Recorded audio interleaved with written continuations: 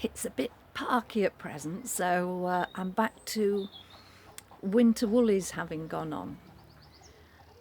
I just wanted to tell you a story about me overcoming my dislikes. I love animals, but I'm not desperately keen on pigeons. They can be thugs, and they are very, very good at using my garden as their toileting facilities, shall we say.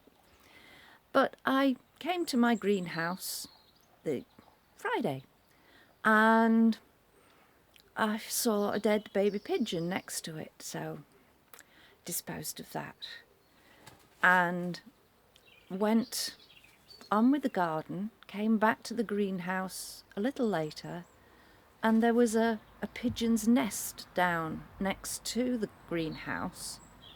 And then I spotted another baby pigeon just under the shrubs.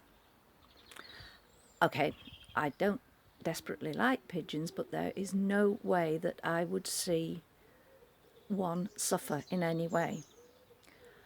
Once I decided that this little bundle of fluff was actually still alive, I got into action. Right, okay, can I get the nest up that tree behind me? No, not with me remaining in one piece. So plan B, there's a post that you can just see behind the gate, and on top of it is a flagstone. So I thought, right, I can put the nest on there and the bird in the nest. And I thought, no, it'll tumble off. All right, plan C. I have some old cat trays. So I got one out of the garage, pierced some holes in the bottom, lined it with newspaper, put the nest in, put the bird in the nest, climbed up my ladder and popped it onto the top of the post. Job done. Leave it in peace for a while because it had had a big fall and a big shock. I had done a little check over when I lifted it up and I couldn't see any obvious injuries. So I left it in peace for a couple of hours and I thought, check it. And climbed up the ladder and it was still alive, so that was a good start. But then I thought, well, I need to get it to eat something because there was no sign of a parent. And the state of the nest, I mean, it really was very ramshackle. If their parenting skills are anything like their nest building skills, then they might have disappeared. So I tried a worm. No luck.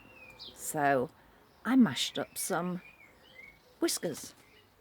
Now, I've fed many birds, but they've always been sparrows and little birds. Trying to feed this pigeon up the ladder, clinging onto the gate, proved difficult. Its head kept moving around. So we ended up with whiskers over most of its chest, but we did get some to go inside the mouth, so that was a plus. Anyway, I called an end to my day at about 6 o'clock. And I thought, right, going to go and have a nice shower. Oh, but first of all, I'd better put a few conifer twigs over that nest. So out and lopped some conifer twigs and put them as a shelter for the nest. Back in, had my shower. I thought, do you know, I can't be bothered getting dressed again, so into my pyjamas and fluffy dressing gown. Nobody will see me, it doesn't matter. Then I was watching a bit of television and the rain started.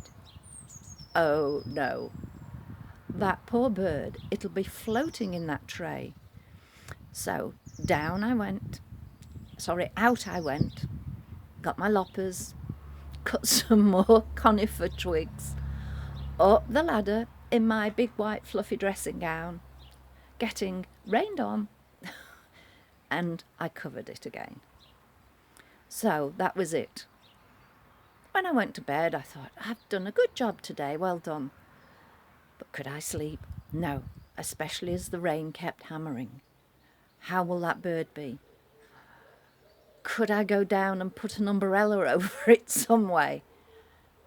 No, don't be daft. See how things are in the morning. Morning came, and A, it was still alive, and B, there were 2 adult pigeons on the top of my greenhouse. So, long story short, Mum and Dad had returned. Mum and Dad are nurturing the baby, and they've taken over duty from me, so that's it. I can just keep an occasional eye, replace the twigs when they have fallen, and let Mother Nature get on. I have a horrible feeling that my thanks for doing this is going to be that the baby will join in with the parents and many other pigeons around in using my yard, my lawn, for their toileting facilities. If that's the worst thing that happens, I guess it's okay. He's only doing what has to be done. Take care. Thank you for listening. Bye.